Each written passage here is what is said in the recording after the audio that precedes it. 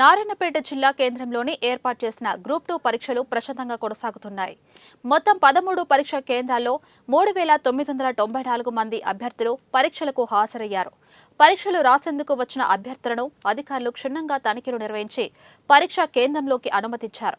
పరీక్ష కేంద్రాల వద్ద ఎలాంటి ఘటనలు చోటు చేసుకోకుండా పటిష్ట పోలీస్ బందోబస్తు ఏర్పాటు చేసి 144 సెక్షన్ అమలు చేస్తున్నారు. చిట్టెం నర్సిరెడ్డి మెమోరియల్ ప్రభుత్వ డిగ్రీ కళాశాలలో ఏర్పాటు చేసిన పరీక్షా కేంద్రానికి 15 మంది అభ్యర్థులు ఆలస్యంగా రావడంతో వారిని లోపలికి అనుమతించలేదు. సమయానికి చేరుకున్నామని అభ్యర్థులు చెప్పినా అధికారులు అనుమతించలేదు. దీంతో వారు తిరిగి వెళ్లిపోయారు.